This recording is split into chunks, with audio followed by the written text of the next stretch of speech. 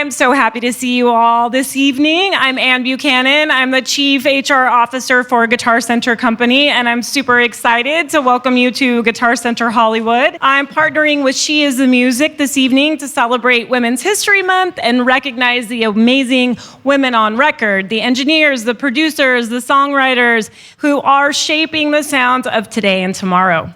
Currently, our industry is making strides to help equalize the playing field, but we have a long way to go.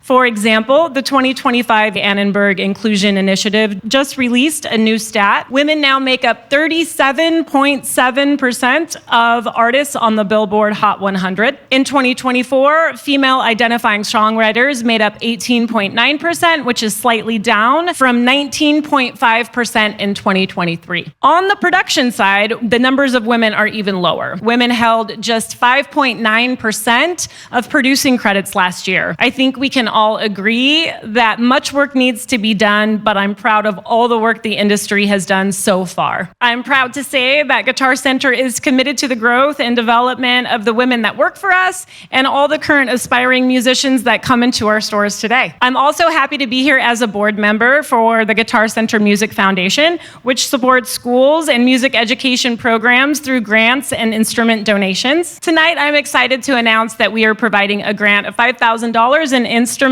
in support of She Is the Music Foundation. Their mission is to increase the number of women working in music. Yeah. Yeah. I'm excited to say that we have an incredible lineup of panelists for you tonight. Before I introduce everyone, I wanted to share just a little bit about She Is the Music. She Is the Music is a nonprofit organization founded by the amazing Alicia and Anne Mincieli, focused on increasing the number of women working in music and achieving equality, inclusivity, and opportunity for women across the music industry. They are doing incredible work, and GuitarCenter is so proud to be one of their partners. So let's get into it. Our first panelist, Anne Mincieli, is a Grammy-winning engineer and producer, as well as the co-founder of She Is the Music, alongside Alicia Keys. She has worked with some of the biggest names in music, including Alicia Keys, Jay-Z, and Whitney Houston. Welcome, Anne.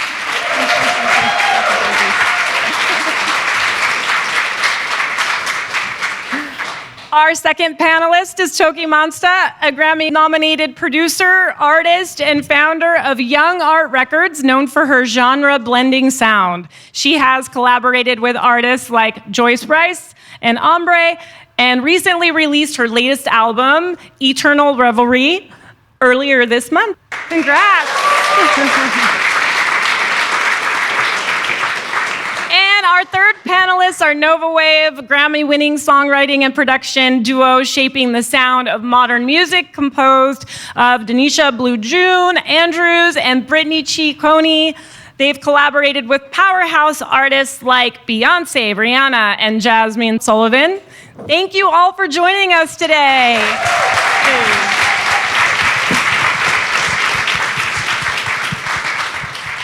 Let's kick this thing off if you're ready. Hi, ladies. Thank you for joining. So nice to see your faces. Yes.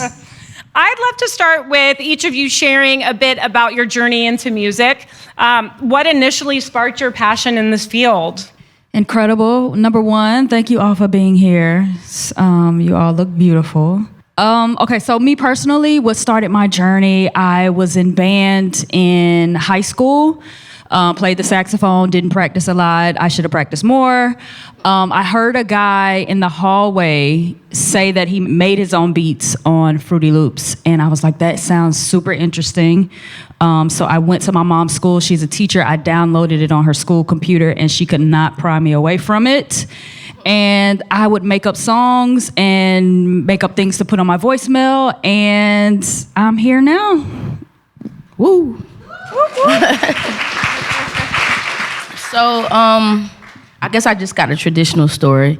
I grew up in church and just always had a love for words and singing and poetry. And so I wanted to be in the industry, but being from a small town, I didn't realize I thought that I had to be an artist to be able to make music. So I would go out and I would do these performances, and I hated it, right? And so then one day this guy told me, hey, you know, like you can like write songs, you don't have to perform. And I said, that's it, right? And so that's how I got my start. I started writing songs. I was really, really bad. I'm okay now, but that's how I got in the industry.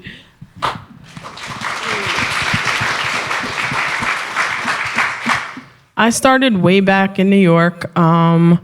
As a young kid, I had older sisters that just listened to music, like Diana Ross and the Supremes and Aretha Franklin and the Pointer Sisters.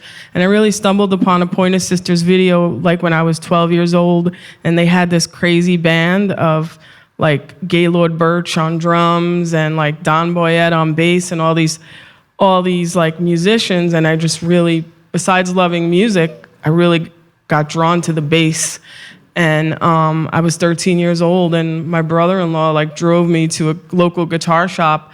And I'm lefty, so I went in the store. I was only 13, and they had all righty guitars. And I was like, well, what do you mean? They're like, you can't, there's no lefty guitars. So I had to learn how to play guitar righty. But that was my journey. I was in a band in high school as well.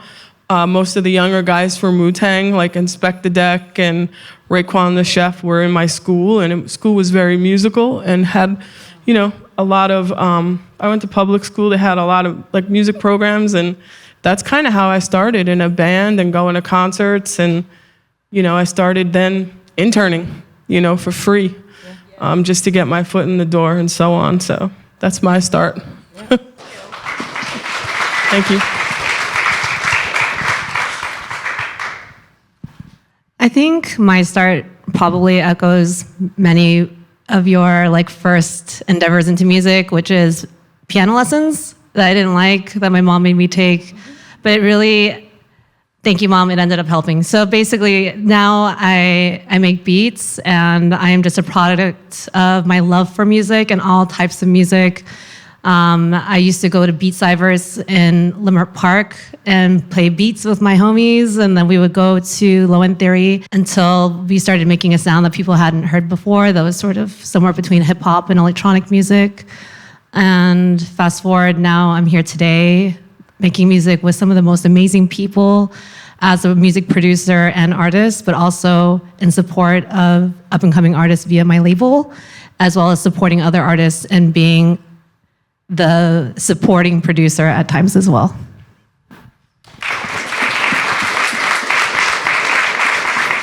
That's amazing. Thanks, guys.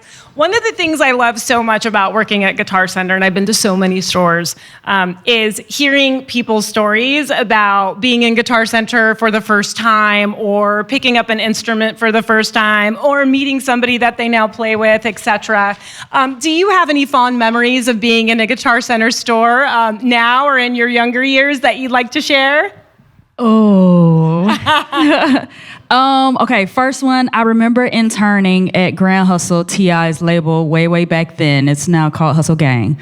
But I remember them sending me to the store to get a T.I. Access sound module. And I remember being like, oh, I don't have the money, but one day I'm gonna come in here and ball out.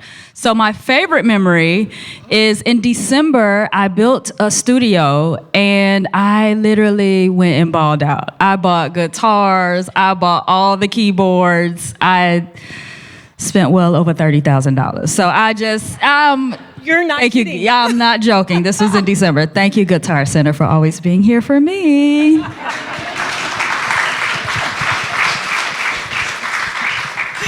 That's awesome. How about the rest, y'all? I definitely shop at all the guitar centers in New York, LA. I have a collection of over about 60 guitars and vintage amps. My favorite story is buying Carol Kay's Versatone bass amp right from this store. I bought one of my first Hofner 500/1 violin basses from this store. It's a 1956. If you know, McCartney uses a Hofner from like 62 to 63, I think. I got one of the first violin basses, 500/1, from this store. It's a 1956, but I definitely buy everything here, from SSL consoles to pro audio gear to snare drums to whether I'm in San Diego, whether I'm in LA, whether I'm in New York, no matter where I am, I'm always find myself in a guitar center. So definitely have a collection of things from here. Thank you. Love that. Toki.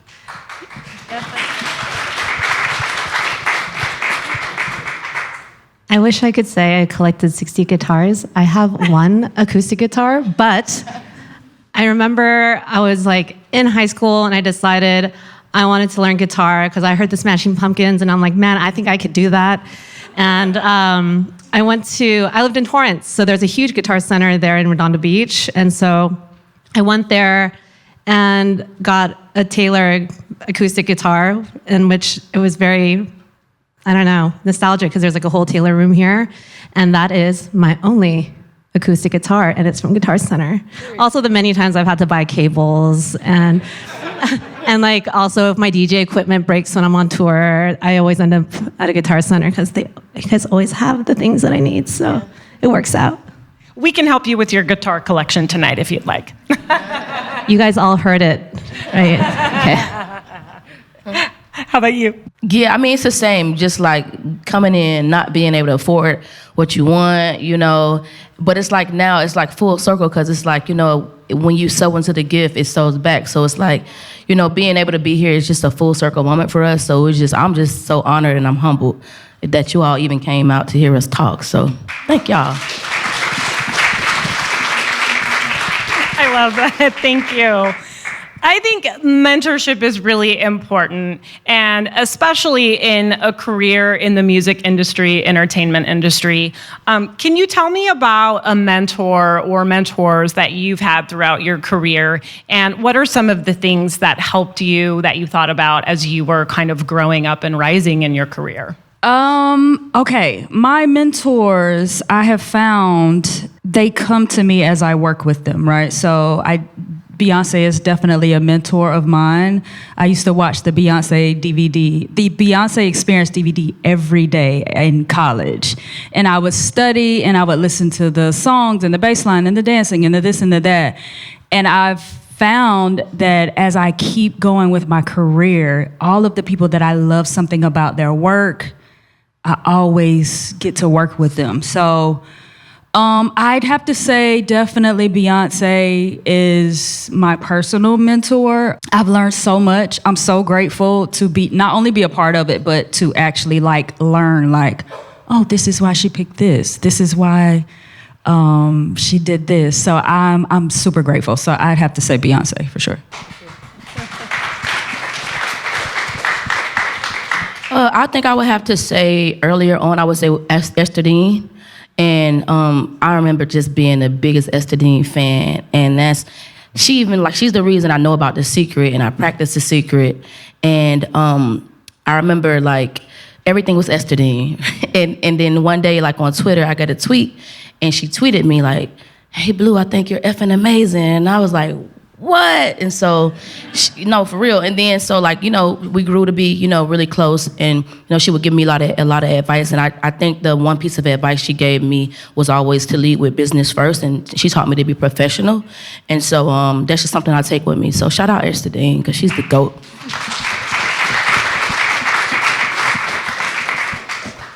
I had a lot of mentors along the way. I was a studio rat in 2 or 3 studios working at one time, but definitely women and men. One woman that comes to mind is Susan Rogers. I work with her a lot. If anyone knows who she is, she was Prince's engineer for many, many years. I got to work with her when she was done working with Prince, and she was producing and engineering. And fast forward all these years later, I met her at a bunch of events, and we're born on the same day. So she was Prince's engineer, I was Alicia's engineer, and they were both really like good friends, but the style of engineering how sonically, like her style and my style of collecting gear and working with an artist that just works 24/7, like there's never like, hey, we're working on an album and we're not working on an album. So I have to say Susan Rogers. And then definitely Tony Maserati, Dana John Chappelle. I worked with Mariah for a long stint, which really prepared me on my journey with Alicia. And she was a pioneer, Mariah, with producing and vocals and comping and arranging and a lot of, and her pen, songwriting, you know, and like she doesn't get credit for that because her voice obviously trumps, you know, the combos. But her engineer, Dana John Chappelle, he taught me a lot. And we used to line 2 3348 tape machines up back in the day, and it was very cutting edge at the time, but definitely helped me transition when we were going from tape to Pro Tools. So definitely those are some of my mentors.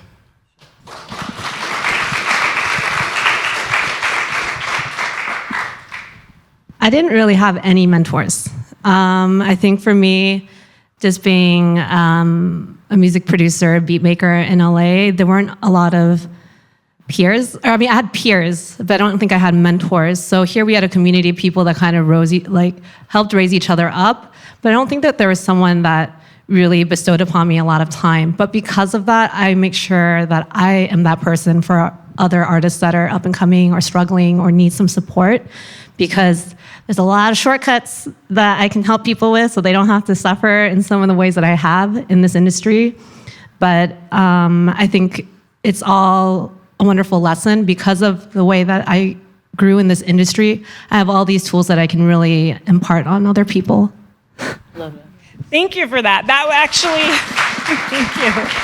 That was actually my next question, is that how do you pay it forward and how do you mentor others? So I think that's super interesting. If you didn't have a mentor, it's amazing and blessed that you can now share that down and make sure that others have a mentor. So thank you for that.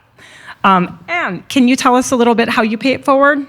I first off, I own Jungle City Studios in New York.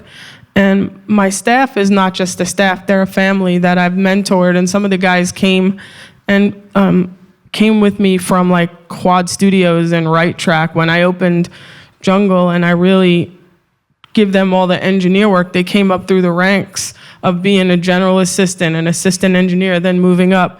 So some of them are like, my one engineer got a Grammy with Taylor Swift. Another one has a Grammy with Ariana Grande because they come in the studio and they camp out and they need an engineer. But Stu White, who works for Beyonce recording and mixing, he was my assistant for 13 years. So he, you know, when we got the call, like, hey, I'm looking for an engineer, I suggested Stu, but it's the way to pay it forward, right? Like, to give other people an opportunity. And then obviously in 2018, we started She Is the Music. Michelle is here, our executive director here. But myself, to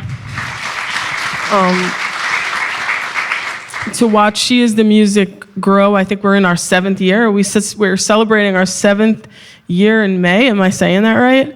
Alicia and myself got together in the top of 2018 after the Grammy Awards, after we had that step up comment, and then that was piggybacked with the statistics that really opened a lot of eyes. And we were like, you know what? We want to do the work. We want to create mentorship programs. We want to create a database. We want to create songwriting camps, because out of the camps, not only are you getting the ability to collaborate with other female, you know, writers, producers, and engineers, you're building relationships and learning how to work with others. So our camps are really successful for that alone, because you're curating friendships and, you know, a sisterhood for life. You have the network and connection. If you need something, if you're having a bad day or you need advice, that's what a lot of the feedback is out of a lot of the camps, beside being able to, you know, in the pandemic, everyone was working out of their bedroom. So to really do these camps and to really, you know, you have to learn to work with each other in the studio. And the camps are amazing because we rotate. So every day you're in with a new producer and a new writer and a new engineer. That's staggered on purpose to let you get you out of your comfort zone. And that's the goal. That's the only way that we grow. So there's 3 pillars, which She Is the Music, as you know, our database, our songwriting camps, and our mentorship program. And our database is geo-targeted. Anyone can join it. If you're a tour photographer, front of house mixer, industry, you know, executive, you can really add yourself to our database. And we get calls all the time. We have a job message board, because some of the feedback was like, it's really hard for women to network, right? Like, and get in, like a lot of the A&Rs and have their favorite, producers that they use. And it's really, how can we help connect the dots? So we do mixers. And in those mixers alone, to get everyone together, especially during the pandemic, was like really networking sessions, 7 years later, we've came a long way, and it's only the beginning to look at all the committees that we have, all the initiatives that we do, from Barbie to Mercedes to Gucci. Everyone is on deck to really supporting the next generation. So we're super grateful. And thank you to GuitarCenter for hosting this today. Thank you.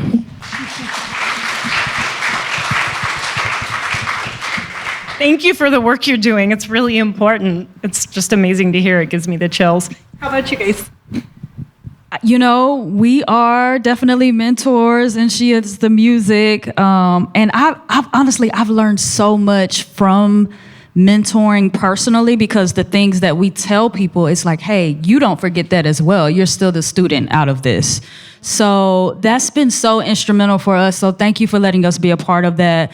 And even last year, we held a camp where nobody was signed to any publishing deal, anything. We held a camp, and we're working with artists and producers and songwriters that actually aren't signed. Yep. And so to help them out and put them on in the city of Atlanta, where, it cultivated a lot of our energy. So we're always, and we're always looking for people to work with. Like, we're always giving just energy and love. So yes, that's our thing. Amazing. I mean, this is what stepping up and showing up looks like. So let's all take a note on that. I want to touch a little bit on studio life and what it's like for you in your respective roles and disciplines. What is studio life like for you? And how do you set boundaries? And how do you enter the room? Where do you start ensuring that you are imprinting on that creative process? I think for Nova Wav, because we came up doing everything ourselves, we write, we produce, we engineer ourselves, etc. I think at this point in our lives, we go into the room and figure out what everybody else has to offer, because we can take that home and do our Nova Wav thing. So a lot of times right now, we're getting the energy in and saying, okay, this is what we can do with it. If it's just us alone, most of the time I start out on the production. Most of the time she starts out on melody and writing. I always say that we're 70-30, so I'm like 70% the producer, she's 70% the writer, but we can switch if we need to, especially when she hates the beats. Get on the microphone. I'm a Libra, y'all. I'm a little picky. So yeah, I mean, that's pretty much our thing. Like, we're flowing, Can I ask you a question now? This is not on the question list, but I just want to know, how did you guys meet? Tell me a little bit about this story. Ooh, okay, so I don't want to age us, but X amount of years ago, I was in Florida, just like, I was telling y'all before, I thought I wanted to be an artist. So I was like going around the studios writing hooks and all that stuff. And a guy played a beat one day, and I was like, nobody in Tallahassee made this beat because it just sounded futuristic. And he was like, oh, a girl made it, and she's actually looking to partner with another woman to, form a team. And immediately, we connected, and it was just like a match made in heaven. I was who she was looking for, and vice versa. So I ended up quitting my job. I was engaged to be married. Ended up dissolving that and moving to Atlanta with her and her mom. We really didn't know each other, but she was like, I believe in this. Her mom believed in it, and here we are X amount of years later. Glory to God. Amazing. I guess you made the right choice on that. I did. I was like, if I don't make it, somebody gonna be paying these bills. And I was like, if you move, I promise we're gonna be famous. You just have to move. And we're almost famous.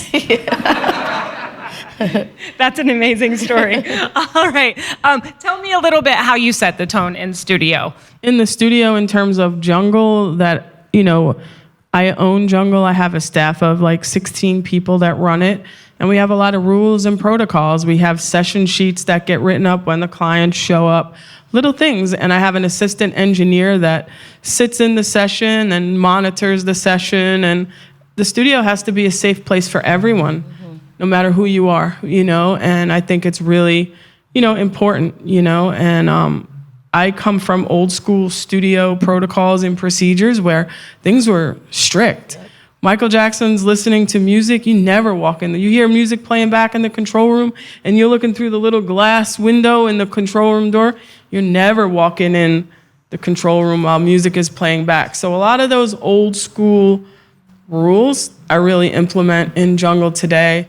It's strict, and because I'm a woman, it's even harder for me because people expect a higher level of excellence, which is hard. Like, you can be a studio manager and you could mess up and you're a guy, and you could run the studio half-assed and it's okay because you're a guy. But for me, I'm put under this like microscope of like, some little thing happens, like I'm gonna hear about it, And with jungle, we have a great reputation, and it gets really like, it's gotta be the best of the best, like serving people with, silverware and glass, like it has to be on the 7-star level. And that's what I expect from my employees.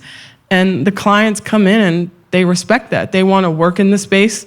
We want them to respect the space. And if they don't, then, maybe they can't, book in the future, and they don't want that. So they all want to be part. And I work with everyone, like people at our studio before nobody even knew who Uzi was. He was working at Jungle. Now he lives in Jungle. Same thing with A Boogie, right? Like so many indie artists that work along with Jay-Z and Rihanna and Beyonce and Depeche Mode and Jonas Brothers. But that's the beauty of a studio. Everyone is welcome, no matter who you are, where you are in the industry, whether you're indie, whether you're signed, whatever it is, your studio should be able to welcome you, and you can be part of their, story, so. But I really, even technically with all my gear and like, to run my space, I have to be meticulous. As far as engineering with Alicia, and it's me and her running the sessions, like I'm her engineer and I'm her head of music as well. We select all the writers together. We sit down before an album starts, and we map out what producers, what musicians, what writers, certain musicians she wants to bring in for certain songs. And we map all of that out together, and she loves to collaborate. And my thing is, like, there's not one way. There's many ways to, like, one day she comes in and she wants to work this way. One day she comes in and she wants to work that way. So my approach has to be fluid, but to make sure her safety and whoever we're bringing in, she feels comfortable with, And if not, we have to figure it out, So. Which feels fair. It feels fair. Everybody's welcome, but you must follow the rules. Yeah, exactly. That. Yeah. That's how it goes. How about you, Toki? I think for me, I have my studio built out on my property. And so a lot of times when I'm working with people at my studio, they're coming to my home. And so it's like, it's a sacred space. And not in terms of just me sharing my space, but also me welcoming all this creative energy. And as a producer, I really want to, get the best out of the artists that I work with. And a lot of that means snacks. That means I got drinks, like my studio is separated from my home, but it looks like a nice living room. Those are kind of my favorite types of studios. I'm not super into the spaceship lights. That's not my vibe, but it feels comfortable in there. And so, we can work on music, or, if someone wants to talk about someone they just broke up with, I'm all ears, whatever makes people comfortable and heard and creates the best, most beautiful music. And for me as an artist, when I welcome someone in, that is really important. For someone like me, where I'm like a solo artist that does produce music, when I'm by myself, then that's just my zen zone. I'm just in there by myself and my dog.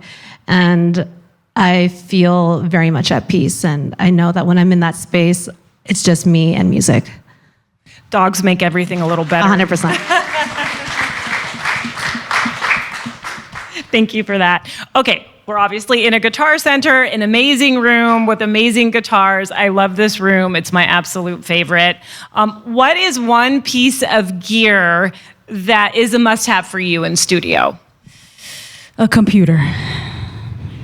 There you go. I'm joking. Right now, I'm going to go with the MPC Live 2. Really loving it. We've been on it for maybe like 6-7 months. Loving it. It's bringing back the creativity. I feel like we were finding ourselves like clicking things, not really touching the keyboards, getting trapped in the progression of how music is going. And so to have that piece of gear where you're banging it out and you're feeling life out of the music. That's our thing right now. I have to say, I second that. Myself and Alicia have been way deep in the MPC Live 2, and there's a trim edit mode where you could go in. There's 4 different ways to edit your loops, which is like threshold, BPM manually, and you have the touch screen where you could go in and really back in the day, you sat there dialing like the sample start and end times.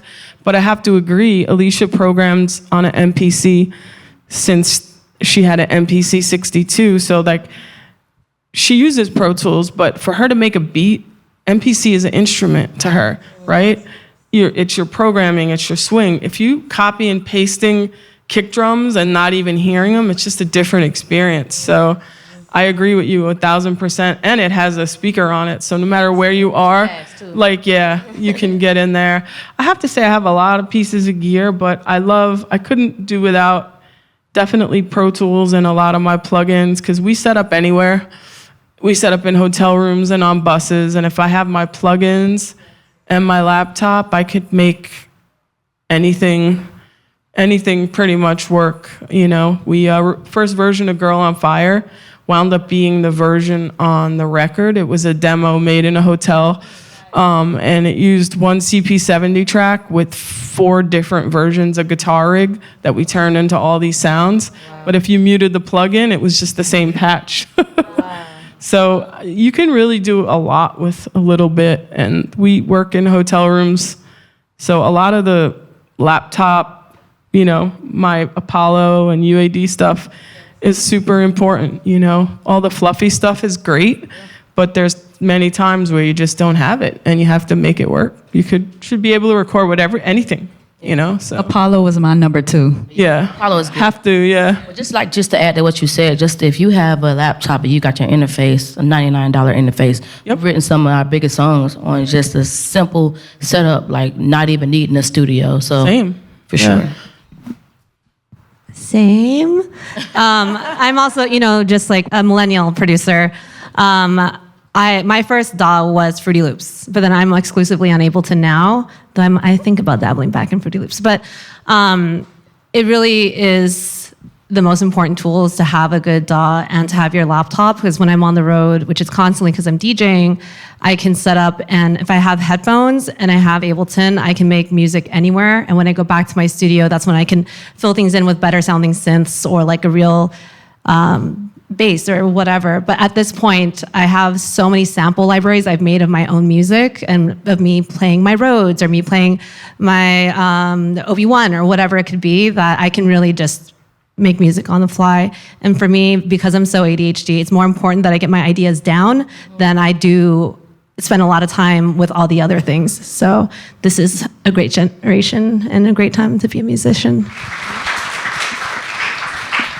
How do you know when it's done? Like, what is the feeling? I feel like I would go on and on and on and on. How do you know when it's just done? When it's a platinum record and you're like, well, I guess it's done now. I don't know. I always hear things I could change, so I don't know. I may be the wrong person to ask. Yeah, it's so funny. Somebody asked us that maybe a couple of weeks ago, and I think it's just subjective. You don't know. It's just depending on your taste and what you like, you know. I think sometimes, like me, I'm just like, let's do the idea, get it out, and I'm just moving on to the next thing. But she'll sit with it for like hours and hours and hours and hours. So it just depends on the person and, you know, your taste and what you like. For us, it's never done. We're in mastering, adding a vocal and doing an edit, and the mastering engineer's got this 15th version of one song, and we don't master in one day. We master over the course of 3 months. Because Alicia's so hands-on with producing, writing, playing, singing, but arranging, and then knowing the vision of her record. So it takes a lot of approvals to get there, a lot of you gotta let go at some point, you know?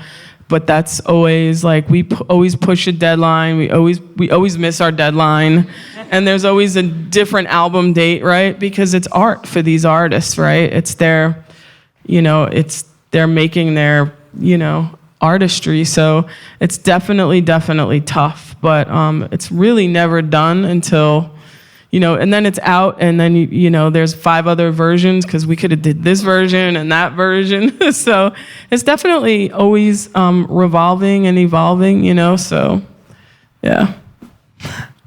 I think for me, it's easy. Like, I definitely know when the songwriting is done, but it's really the mixing process where I turn into a crazy person.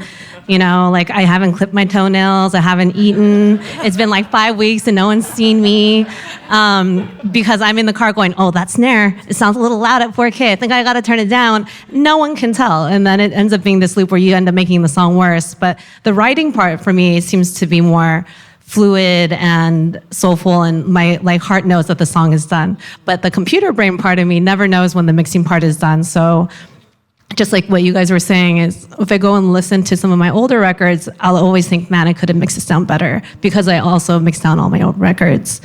But I learned a new tip, which is you can swap out songs on some of these streamings. So if there's that snare that you really don't like, you can swap it out. You can. Don't ask me how I know. You might lose your stream count, right? Depending on when they swap it out. If it's up, you might Oh, that's right. Sometimes it starts counting. I think there's a tactic. Yeah. I don't know it all the way, but yeah, we'll find out for you guys.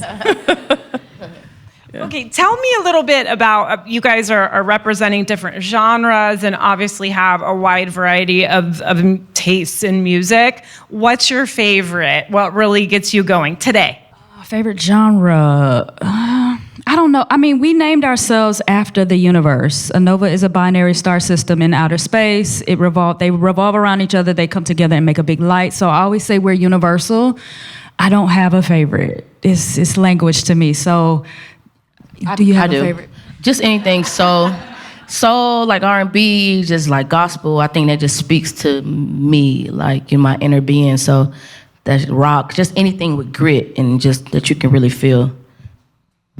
I think it's hard for me because Alicia infuses so many different genres together. She's the ultimate crossover of taking something that's classical and hip hop and making it pop. But I definitely love old music of the 60s and 70s, old soul, and obviously I love pop, but definitely like different genres for different reasons. I really can't pinpoint one, but I'm always a student of the game, and I'm always studying sonically what everyone is doing, and trying to keep up with, trying to understand the production and the arranging on a lot of the albums, from Kendrick to Fleetwood Mac to everyone in between, so. Yeah, I think kind of to follow, and it's less about a genre. I think it's mood, like what is the vibe that I'm into right now? Because it doesn't matter if it's, drum and bass or house or hip hop or R&B or bossa nova, everything in between. Right now, what I've been leaning into sonically is things that are not so sparkly. Even with like my last record I put out, I was like, I want to have samples. I want dirty drums. I want it to have a little bit of hiss and bring that dusty heart back into the music. And mind you, I love overproducing music. It's fun. You just make it as sparkly as possible. But there's a point at which it feels cold, or it feels almost, I don't know, it feels like it's lacking in some way, that it's too pristine, and a little bit of dirt, a little bit of ugly, a little bit of grime or bass or whatever that is.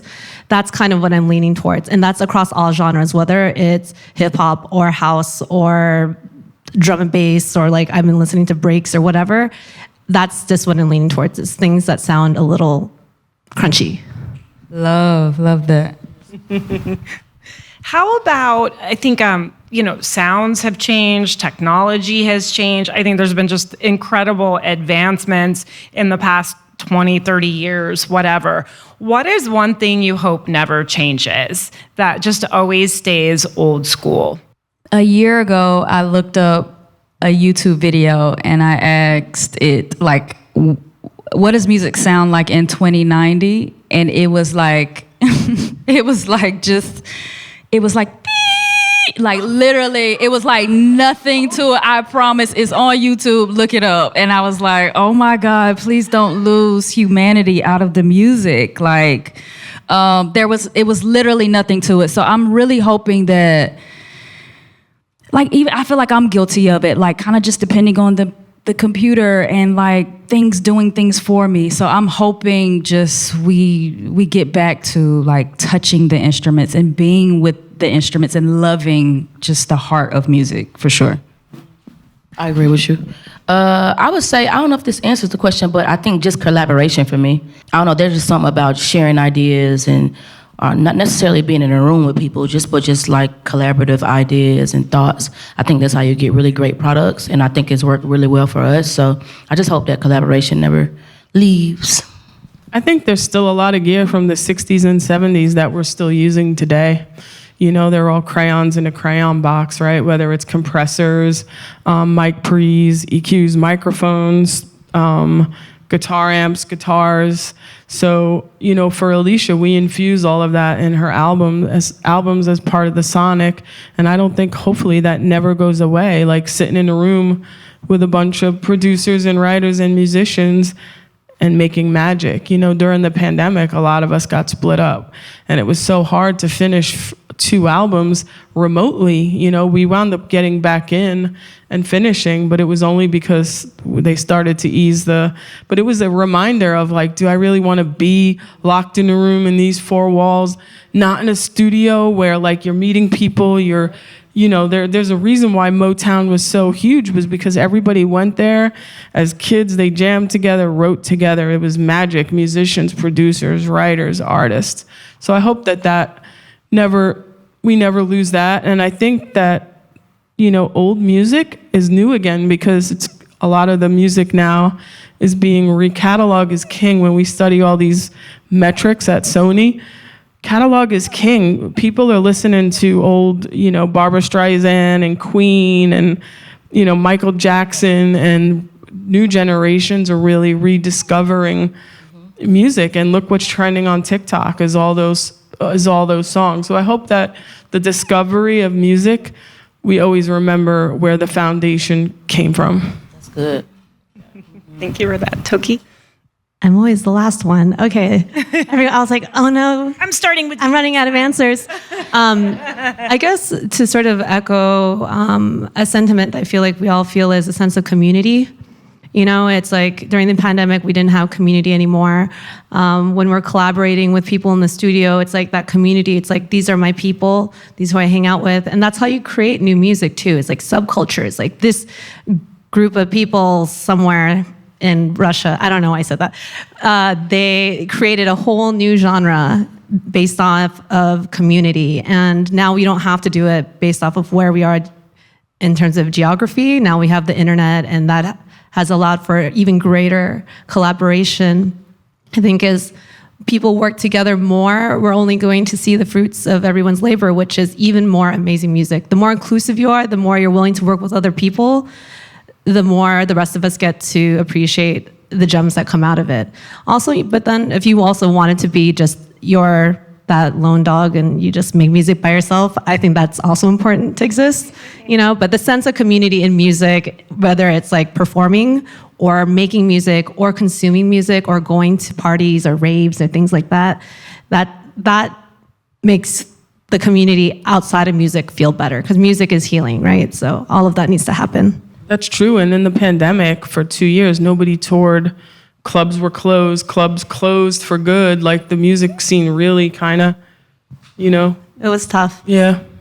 A lot of people drink a lot of wine. Painful. And music is a healing, and music creation, listening to music, playing music is just amazing for your mental health and you know, all of that. And during the pandemic, it was just, you know, so disruptive. What a local little restaurant, a bar, and no one's in there. There's no music being played, you know. There's no up-and-coming artists, you know, in New York. That's all the little neighborhoods have different types of music, whether you're on the Lower East Side or Spanish Harlem. All of that was taken away, you know, during the pandemic, you know, so. Thank goodness we're saying it was back then, right? Yep. We don't need to relive that again. Tell me a little bit about challenging situations in studio or otherwise. When you are facing a challenging person or a challenging process, and you've all talked a lot about collaboration, but collaboration isn't always easy. So like, how do you navigate those challenging situations? You have to have some tricks of the trade by this point in your careers. Tell us a little bit, tips and tricks to help navigate some of that. Toki. Okay. I think it's one to walk away from something, and that could also be a person, When you're doing sessions that are set up for you by, your publishing, they are blind dates. You're being the most vulnerable to these people by sharing your music, and they might not like it or like you, or you might not like them. Like, these things just happen. Most of the time, it's not that common, but there are moments where it can feel really rough. And that's, even if you vibe with the person, maybe the music you're making is not sounding up to par. So it's okay to decide, hey, why don't we work on a new song? Because I do that in sessions with artists where we're working on something, we're just hacking it, and it doesn't sound sincere. I'm like, let me just pull up a new beat. Let's do something else. And as far as if you're not vibing with the person, I don't know, someone else might have a better answer, but I think it's just learning to walk away if it's not serving you. Anne. I think, it's hard. You have to navigate and use your experience that you have as a seasoned veteran to navigate each session. Some artists come in and they feel very intimidated. It's like writers and producers that work with Alicia. So she's all about making them feel comfortable and learning and building, and hey, let me hear what you're working on. Let me show you where I'm at, and it's a build. But we all definitely have sessions where we've been in the middle of a session and it's difficult through the years. I've seen overdoses. I've seen a lot, and you have to learn how to navigate it. I worked in 2 high-end studios in New York with some of the biggest artists as an assistant engineer, and we saw a lot, and you take from those experiences, and the only thing you can do is, you're gonna have I had a session with an artist where we were using tape back in the day, and she sang her hook in the wrong place. So she got really upset, but I was cueing, you did the whole hook in that spot. It wasn't my fault, but yeah, they're not going to take blame for it, right? So, you know what I mean? So it's like you have to navigate those type of situations and know that you're not always going to get along, you're not always going to vibe. There's plenty of sessions and writers that come in and producers that, we work with. We get through the session, everything's diplomatic, but we know we're probably not, we're not going to set up another session. But yeah, you keep it moving. You try to navigate through the session, and like Toki said, it's okay to not work with them again. It's okay to try a new song, to try a new idea, bring someone else in to kind of collaborate. I remember one session with Alicia. A producer was playing a loop on the drums, so she came in, and she thought he was a drummer, and she was like, "Well, play this, and that. That's really cool." And the guy just got so distraught that he couldn't play what she wanted him to play. And it happens, but you just navigate, you just learn, and that's part of being in the studio. We're all students of the game. We're all learning every day, and part of learning is navigating each day and each session. There's no 2 sessions that are alike. I don't have a template that I use. Every artist that comes in, I have a different template. And even Alicia, there's days where she's coming in running the piano and vocal at the same time, old school. I have magnet mics in the piano. I have to close the lid real quick so she could sing and play at the same time. So there's no 2 days that are the same, So. Thank you. How about you? And I think, honestly, creating music, we're all dealing with a lot of anxiety. So I feel like what has helped me is doing meditation before I go. And I feel like we have flare-ups of anxiety. So that's why sometimes people are being difficult. And it's like, okay, get that out. Especially being a woman. I'm grateful to be a woman. I just feel like I just have a lot of patience. Like, and we deal with a lot of men. We deal with a lot of men that have anxiety. And so, yeah, I think, honestly, like she said, just being fluid. Be fluid to the moment. And the best song wins. Like, and the try best, it out, right? Yes. I've seen Alicia, like, A&Rs come in and producers want to try things and there'll be 20 different versions of her. She knows she's going back to the version she wants to use, but she'll sit there for 5 hours editing, swapping drums, doing all these things just to try. Instead of being combative, she'll say like, okay, let's try it. And we're there and we know she's going to go back to her version, but you know what? She's just, collaborating, right? Being a good collaborator, so. Yeah. Yeah, I mean, I think that there's like studio etiquette, right? And I think that sometimes people just don't really understand it. And just like recently we had a session and it was a newer writer, and I think that sometimes people don't really understand that the session is not about you, especially as writers and producers. It's about getting the best song one, or if the artist is there, it's about the artist getting their whatever their message through or whatever. But I think that sometimes we just don't understand that the moment is not about us, and two alphas can't like go head to head in the studio. So you have to realize, okay, when that's happening, I have to take a back seat and I have to now figure out like, okay, how do I get the best out of this session, or even if the session is going to happen. So it's just a case-by-case thing, but just knowing that it's not about you when you walk in that room, it's about the song. I think I love that I heard just being open to the possibility of something different than what you expected when you walked in the door, and having that be the driver. We are almost at time, so I want to ask a couple of additional questions. Toki, what do you do for you to get yourself in the right headspace that isn't attached to music? Eat? I don't know. Honestly, a lot of my fatigue comes from traveling, and DJing is a lot of you're in an airplane, you're in an airport. The fun part is actually performing, and then you're back at an airport and then on an airplane. So for me, I try to, it's work-life balance, and I'll take myself on vacation. This year for my birthday, I went to Thailand. Those things to kind of just refill that, gas tank. And yeah, eat is still probably one of them. So eating, that means cooking and consuming of foods, but I do really like eating. Feels good for me too. Yeah. How about simple you? things? I love sports, so I played sports since I'm young, but I can just be a fan. I could go to the Knicks game, I could go to the Yankee game and just be a diehard and scream, go to the bar, not drink, and just scream and watch a bunch of passionate fans who love the game just be a fan, right? So and then I love to be with my family. I have a big family of sisters, brothers, nieces, and nephews. We all live near each other in Staten Island, next door to each other. And just really important, just, closing everything about music off and just being able to be home, like on a weekend with my family is super important. And then, traveling. I take them. I have a studio that I run in the Bahamas and I'm partners in the Bahamas with, and I love to take my family to the resort there. We go through like 3 or 4. I go like 5 times a year, but I'll take my family there 2 or 3 times a year and just disconnect. Yeah, so. Are you talking about the one with the boats, all the yachts? Yeah, Sanctuary, yeah. Oh, it's so nice, y'all. Yeah.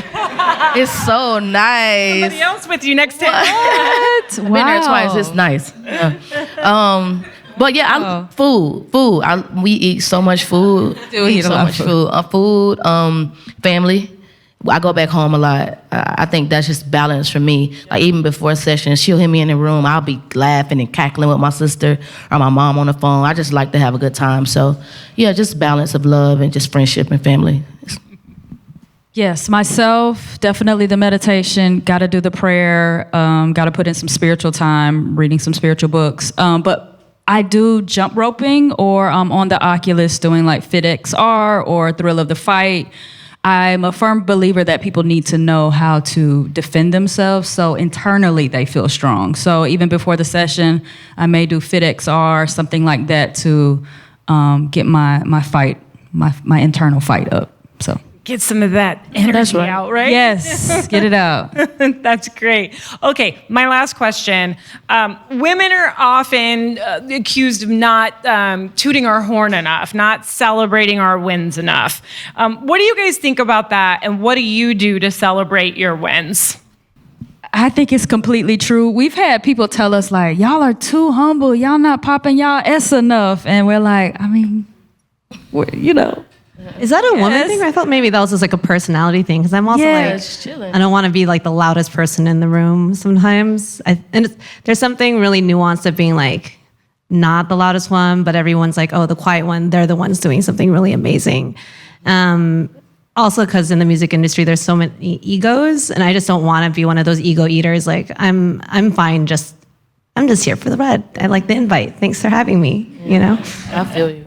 You know what you did, right? You know it in here. I mean, maybe. and I, you know what, I really appreciate Blue, honestly, because you have taught me to celebrate our wins. Even you printed out some of our articles from like Billboard and LA Times, and actually just to see it, I sent a picture to like my spiritual advisor and my mom, and I'm like, oh my God, Mom, look at this, you know? So thank you for like teaching me, like, we have done a lot. We do need to pop our shit, you know? We do need to do that. We need to do it. So, but again, just being humble in heart, sometimes you're just not tripping about it. Like, this is what I do. This is what I'm born for. So, yeah. Thank you for doing that for her. Yeah. Yes, thank you. I love that. Gotta boost the morale, you know? Yes. Work really hard. We've all been working really hard for a long time, so, you know, you just gotta... So celebrate each other is what you're saying. Yes, we need to make sure celebrate we each other, celebrate yes. each other. All right. Well, with that said, I'm going to turn it over to the audience and get you guys included a little bit and take some questions. Hi, my name is Erica. Thank you all for your responses and just the mentorship that you've given to this room today. I know that I don't want to speak for everyone, but I definitely appreciate it, and it's inspired me so much. But my question, or my biggest question, is growing your brand voice, and how do you go about that, or what did you felt cultivated that for you while you were even in the moment of creating? Do you want to intern for us so we can figure it out together? Absolutely, please. I was laid off in July. We'll definitely get your information. You know, I need to be a better stewardess at like Instagram and the whole thing. But I think just staying with the core of who you are. Like, if it's not you, like, just stay. I remember us talking to Jay-Z one time, and I had a hat on, and the next time he saw me, he was like, "Where's your hat? Why did you take the hat off?" And he's like, "Always keep your swag consistent. Just keep it consistent." So just be you. Just be you. Try to post 3 to 5 times a day. I need to take my own advice. But yeah, I mean, that's it for me. No, I agree. Yeah, I agree as well. You know, just building nowadays, it's like, not only are you a producer or engineer, you're building your brand, but let it be about the work first, right? It's like, so many people post, and I see this, and I'll use a real estate agent that I know. He posts so much on Instagram, and you think he's the biggest, best real estate guy in the world with the biggest connections, and then like he ain't sell one house. And the house he sold it to the person, and it had all these like violations. So I'm trying to, like, you know, be the best student of the game and be my authentic self, and who you are on Instagram, we're in real life to a certain degree, and, you know, build your brand. Building your brand is important. Your brand, your logo, your website, your channels, your social media channels, and all that fun stuff, you know? I call it non-consenting social media manager, you know? But I think the main thing is you have to trust in your own voice and your art, because even if you're really good at selling fake houses, you have no wealth in that way. And I mean like creative wealth. So as long as your music is amazing and you got a little bit of that hustle, because I know all of us had to hustle a little bit to get to where we are, then, you know, the path is in front of you. But it's not easy, but I feel like you got it.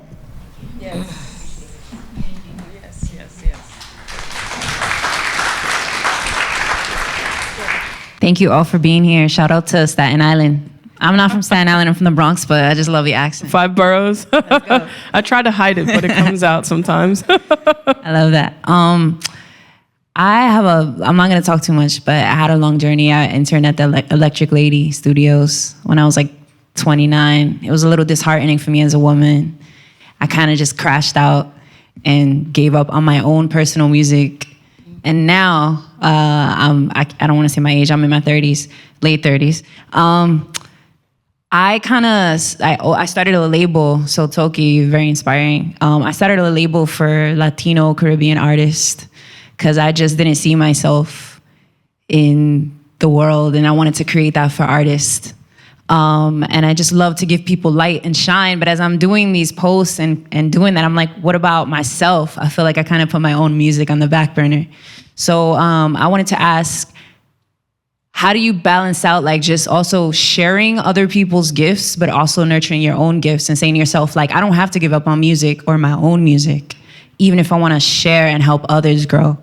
I think that's what I'm trying to learn right now is not give up on my own light while I'm also giving light to others, if that makes sense. There's a lot of energy that goes into that. You know, I didn't start the label until I think I had the capacity to handle both my career as a solo musician and have this label. I'm really lucky because I have an amazing team, including my manager, we've been together for like 15 years.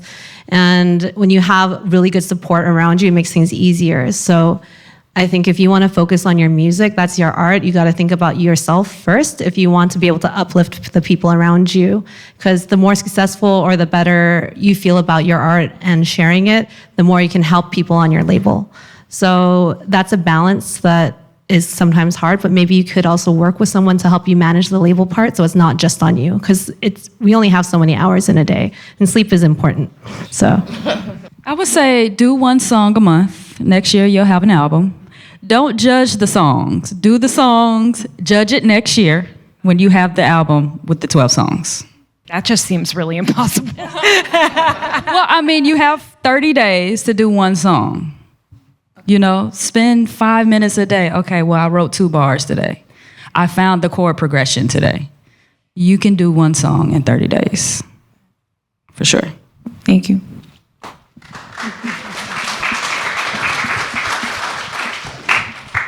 Hello, I'm Alda. I'm a beat maker. I've been on Fruity Loops since 2009, and I am a beat maker first and foremost. It's my first love and everything, and because of that, my greatest weakness is vocal production. So I wanted to ask all of y'all, what's a song where the vocal production arrangement blew your mind? And or what's a plugin I could slap on my vocal chain real quick and fix it all? Period. Xbox, I feel like you could use that. Have you heard of that? I have peers that use it. Okay, yes. I'm too lazy use that. You could throw that on. As far as like vocal production, I would just say do you know how to engineer? It's one of my biggest weaknesses. So okay, yeah, try my best. I spent some time interning, engineering, and you'll learn vocal production if you engineer for somebody. And I think like you can get a SM7. It's a $500 mic. I use it every day in the studio. Build yourself a good vocal chain. So you start with the tone, right? Getting a good tone is part of vocal production, right? And an SM7 really sounds good on every voice. It's been used since the 60s, and it's really affordable. You know, then get a great mic pre, even if you have an Apollo. The mic pre's are decent. And then get yourself a little plug-in package. I use Purple Ink compressor. I use SSL, the SSL bundle, which is very affordable. You can use the Wave version, or you can get their bundle from their website. And then I have a few tools that I use, like Revibe by Avid. I use Sound Toys, the whole Sound Toys package, and it's a lot of fun. It's not so like nerdy. It's very musical, and the GUIs are very easy to use. So it's really easy. And then, you know what? Like when I was coming up, like we were in sessions, but there's a lot you could see on YouTube. Follow some vocal producers that are going live on Twitch, showing you their process. There's so much you could learn now than from 5 years ago or 10 years ago, where, you know, Simone Torres, a great vocal engineer and producer and arranger, is out there on Twitch every day. Follow her on Instagram. You get some of the greatest tips on actual technique on where to place your voice, singing, you know, dynamically, you know. So, yeah. Are you the one singing, or are you recording other people? Both. Okay. Well, it's a lot of it is, if you know how to make beats, a lot of it is rhythm. It's your ear. So it's time. Sometimes the more you work with vocals, the more you can start even telling the different microphones that people use. You can tell when you're getting vocals back and they're not in the same room or from the same session, but that's all with just, you know, being exposed to it more and more. But trust your ears, you know, if it sounds really sharp, it doesn't sound good. And for an easy plugin, there's Nectar by Isotope. It's one of those it has everything in there. And they do some kind of like AI modeling thing where they record the vocal in and they'll put all the settings on for you. It's not something that you should use all the time, but that's a great place to start, and then you can start learning how to use each of those modules that they have in that VST. Are you working from home or? Both. I work around studios every now and then, and I have my own tiny setup. Maybe try getting with some, like, depending on what studios you're at, maybe try sitting in on some sessions where... Literally this Wednesday, I'm going into Shadow. Picking up and learning and observing. Like, you know, there's no rules at the end of the day. We all do things, there's no rules. We all record different ways for different reasons, depending on the artist's voice, the tone of the voice, how they're singing on pitch, they're singing off pitch, are they dynamic, are they volume loud? So learn all of those. It's like simple things you could pick up pretty easily that can get you going, you know? Thank you. This question's for Blue, but kind of for all of y'all. You talked about, like, basically taking that leap of faith and moving to Atlanta and, like, grinding out. So I'm a composer and moved to LA a year ago. That was, like, my leap of faith. Like, we just go and do it. What advice would you give yourself? I guess give me, but thinking about where you were when you made that jump. So you've made the jump. I made the jump, but, like, what advice, like, would you give your younger self once you did that? Ooh, man. Trust the process and take the opportunities, no matter, like, if they don't seem like they're a part of the process. Like, everything that comes, not everything, because some things you know might not align with you or your vision, but do the things that seem difficult and sometimes that don't make sense, because those are the things sometimes that lead you to where you need to be. And then you'll look back, and hindsight is always 20/20, and you'll be like, oh, it makes sense now, you know. So just take advantage of all the opportunities you get, and don't be afraid, because I let fear hold me back a whole bunch. So just be fearless. And don't be afraid to tell people who you are and what you do. Don't be silent in a room, because closed mouths don't get fed. So stand out. Don't be afraid to say who you are, because I feel like there's probably something on the inside of you and you hold back. Don't hold back. Say it. Hi, my name is Lee J, and I am I'm a songwriter, and I'm also an artist and producer. So my question is more related to the business side. I've had more and more people ask me about production, and I honestly don't know how to, like, navigate that. Like how do you talk business with your clients, or do you have a manager and an agent that negotiates all of that for you? I think the biggest thing that I've learned, and I'm sure you have to have representation. Sometimes it's really hard to have to, like, be on the creative side of things and then negotiate, like, your deal. Especially for myself, like with Alicia, I'm her album project manager, but when it comes down to like the deal for each producer and writer and publishing splits, her manager, I will give all the information to her manager, like, hey, this is co-produced by, it's written by, and then he can go and negotiate, right? I think you take yourself out of the equation so you can, you know, be on the creative side of things and not having to be negotiating with maybe the same person that you're working in the room with creatively. So get yourself a little, you know, someone that could represent, you know, set up an email even that, hey, here's my manager, you know, management at have your domain. set up, and then, even that where it's like you could field the requests and respond without, feeling like you have to actually be talking business. It's hard to talk business when you're also on the creative side creating, So it's a tough balance. A good tip that I'm sure I did in my early days, but also a lot of my peers across all of entertainment, fake management. You just have a management email. That's what I was trying to say. Yeah, exactly. Kind of what I was trying to say. Have one that says MGMT at your thing. It's you. You can name her Sonia or whatever, but if you want to break it up, because it's also hard to find a good manager. And I truly believe in DIY until you need the help. Because it's important to know the business, and when you do it yourself first, you learn a lot of how it works before you can then go and delegate that to an agent or a manager, so on and so forth. So you can pick a fun name and just create like a management email and just be like, hey, if you want to negotiate this, meet Herbert, and then like just put them CC'd on an email together.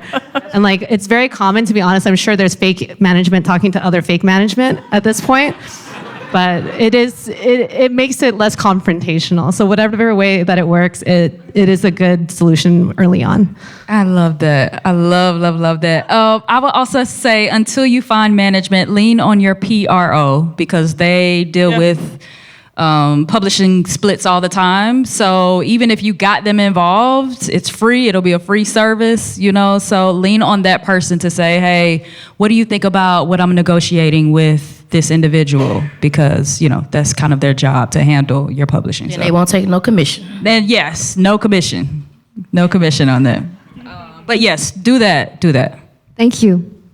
So my question is I think it's more of like a technical question. What do you want to see more of, like, from women coming up in this industry, and what don't you see and that you would want to see in women, and that's kind of like lacking? And I guess morality too, but I think more technical too. I just think there's so much to learn in the industry, no matter who you are.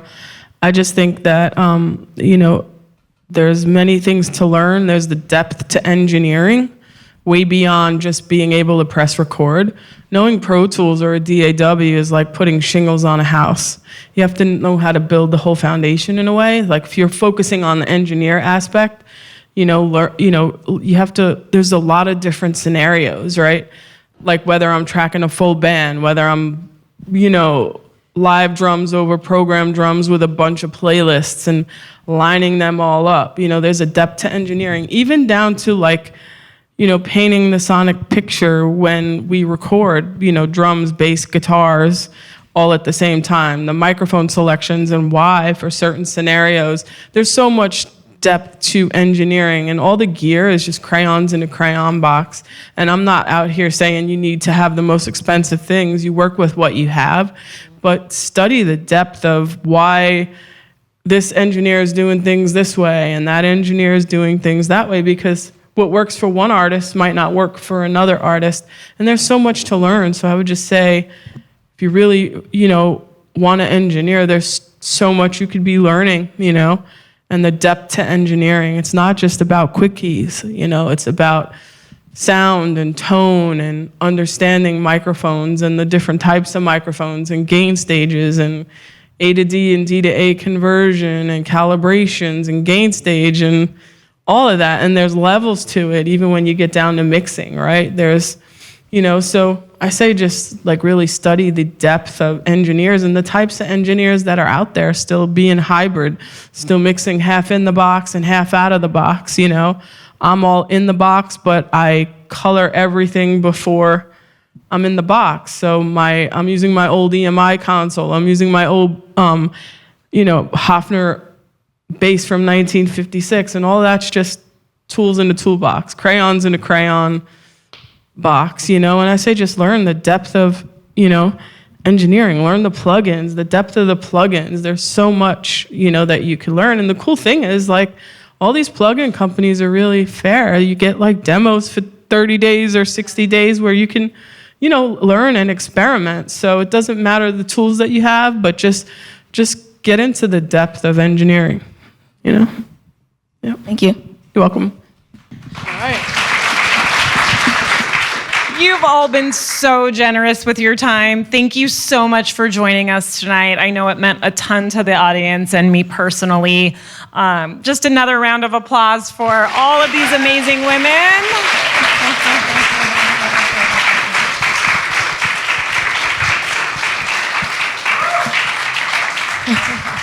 There are some flowers out right to the left when you exit for the women in the room. Please do grab some. They're absolutely gorgeous. Take them home, and we have a little gift for you all for joining us tonight. Is it a guitar? Love flowers.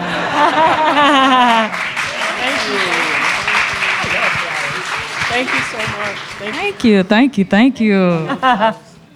It's pretty. Thank you. Nice. Oh, wow. Thank you.